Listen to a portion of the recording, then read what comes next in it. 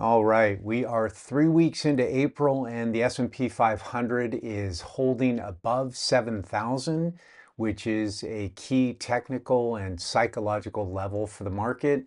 The longer we hold above that 7,000, the more likely it is that we will maintain that as a new floor. And so that's a positive. So here's a question. If I told you last year that we would be almost 2 months into a hot war between Israel, Iran, the US, and Hezbollah, with the world energy supplies threatened and recession odds increasing weekly, but the stock market was hitting all-time highs. Would you have believed it? So this is a rhetorical question, but it's definitely something to parse through and not to take for granted.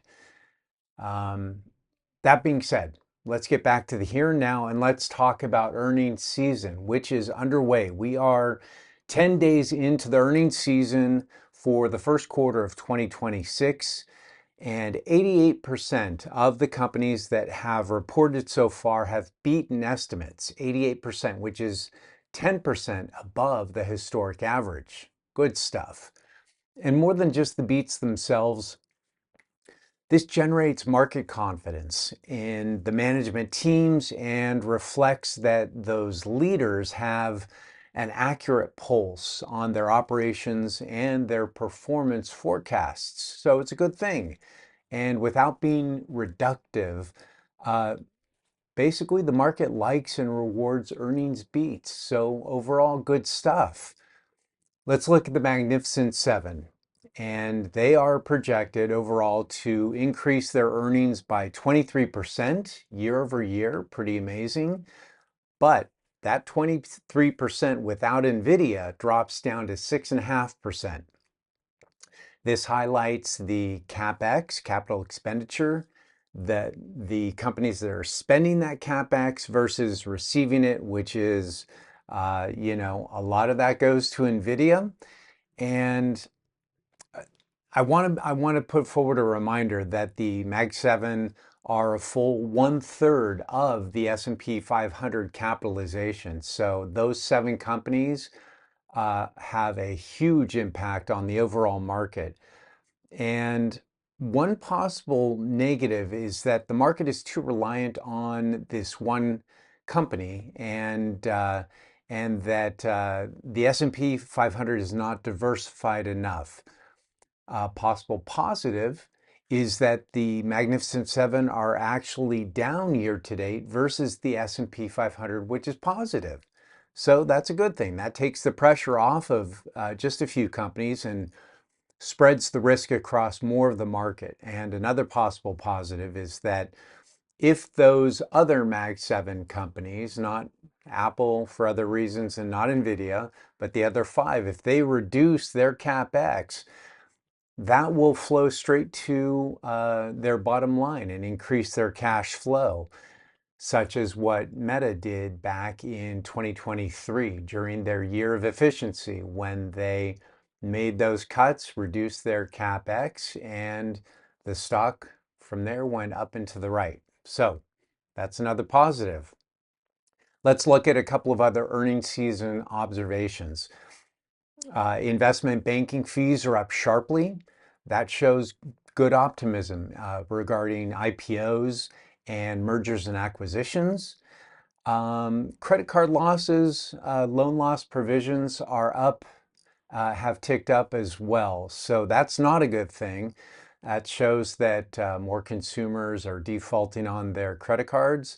And it is especially acute with the consumer in the lower 1/3 of the income bracket, showing that we have that widening K-shaped economy between the higher end and the lower end.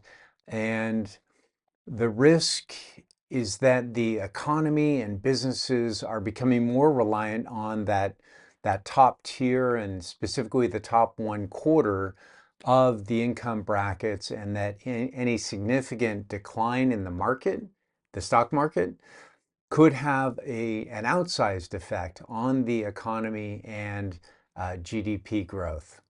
So some other earnings season observations. Let's talk about semiconductors. Both AI and memory chips companies are showing great earnings, great numbers, and several have mentioned a chip supercycle. Versus historically, the semiconductor business has annual ups and downs. It's very cyclical, but a number of them are sort of pointing to this super cycle, a prolonged, prolonged business and a prolonged cycle in those businesses. And I'm curious what you think. That is it different this time, given artificial intelligence and all the memory, that is required for those server racks? Is this different this time? I'm curious because I'm asking this because the market is led now by the semiconductor business, okay? As go the chips, so goes the S&P 500. And so I'm really actually keeping a constant eye on these companies, from the actual production equipment makers like ASML and Lam Research, to the chip design companies like ARM Holdings, to the testing companies like Teradyne, on down to the foundries like Taiwan Semiconductor and Samsung. Because to me, the semis they're a very important canary in the coal mine, and they are possibly, they could give signals of continued market strength, or even perhaps a pending downturn in the market. So I'm constantly watching those companies. They really are out in front, and the market is following their lead. So I want to give you one last statistic. And that is back to earnings, that companies who report later than they're expected to, they typically give bad reports. So there's a statistic called the LERI, the LERI, which stands for Late Earnings Report Index. That index is currently at 55%, which is great. It's at an historic it's at a low in the last 8 years. It's the lowest that it's been in the last 8 years. So that's very positive. More companies than usual are reporting on time or early, and that shows it's a good sign of business confidence and positive earnings as well. And so my last thought is, as you know, I always tilt bullish, but the first and always, I evaluate the risks before trading or investing. And right now, my number one risk is the risk to the world economies, and the risk to a possible recession, and therefore the stock market. And that risk is, no surprise, the Strait of Hormuz. All right.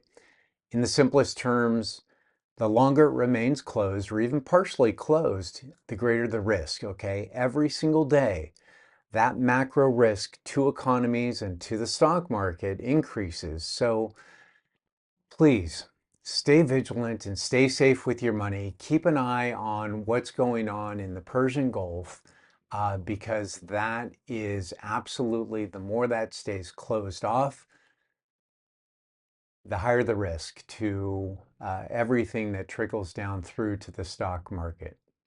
So with that in mind, look forward to the next show with you. I appreciate you as always. I'll talk to you soon. Take care.